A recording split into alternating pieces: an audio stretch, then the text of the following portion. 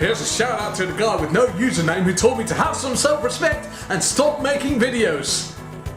Self what now? Dutchman versus Krypton.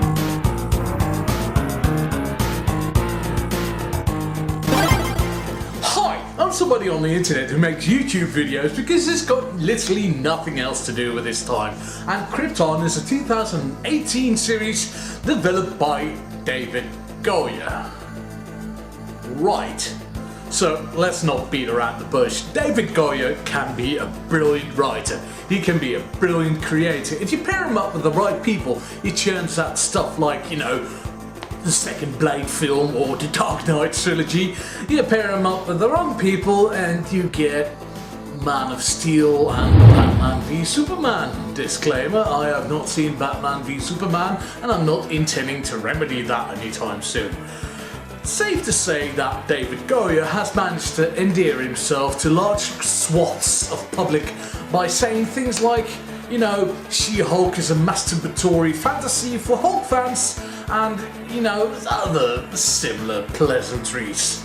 For this series he works alongside some guy called Damian Kindler. Now, he's mostly known for all the Stargate series, Sanctuary and Sleepy Hollow, but unfortunately I've not seen any of those shows, so I can't really say that he's excellent, but I hear those have some fan bases, so that they're actually quite decent, especially one of my friends who recommends Stargate because things... When I first heard about the series Krypton, I personally wasn't all that thrilled.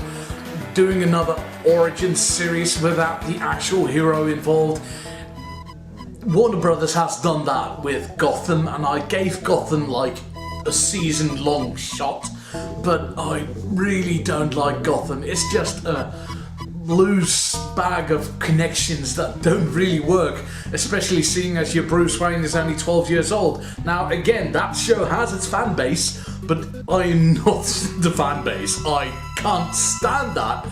So when I saw Krypton appearing on my radar and it had like an advertisement in a bus stop saying give them L, you know, like E-L, like Superman, Kal-El, House of L, Jor-El, I literally rolled my eyes so hard I could hear my brain retreating into my body, you know, massive damage.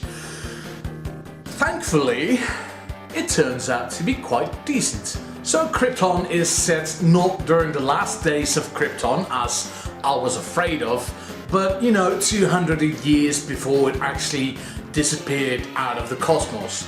So there's actually a huge breadth of history that it can use. It features Superman's grandfather, Sig-El, which is a nice little play on words, seeing as one of Superman's creators was Jerry Siegel alongside Joe Shuster. And while I must admit the beginning of the episode really didn't grab me, it wasn't until the end that it made me pay attention and go like, maybe this show might have a hook. So what I did then was rewind everything and watched it again. Because it does have a hook.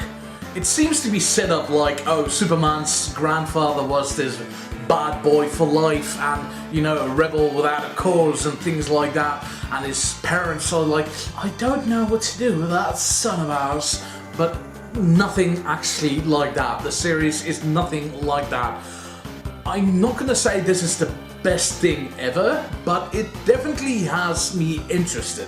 It's gotten its tendrils in me. I was quite surprised that this show as well features Adam Strange. If you don't know who Adam Strange is, he's basically like Dan Dare in space, but Dan Dare was in space. If you don't know who Adam Strange is, he's basically Dan Dare. His superpowers is that he travels to a distant planet and has got a jetpack, you know, the condensed version of it. Except in this series, he's a time traveler from the future who has to save Krypton from its destruction, or at least an earlier than the preordained destruction, because this series also features Brainiac, and he actually looks quite good, because the last time we saw Brainiac on TV he looked like Buffy had just broken up with him. I'm impressed. I wouldn't have thought a member of your weak-willed species especially a friend of Kal-El's. I really don't want to spoil anything for it because it's just, the first episode, but it works. Go watch it. It's on Sci-Fi. So I'm going to give this pilot a passing grade. I'm not going to pass any judgment just yet because it's only 8 episodes long if the amount of writing credits are to be believed. So at least the premise can't be stretched too thin, I hope. So please let me know in the comments down below if you've seen it. It's available on Sci-Fi. You can watch it online.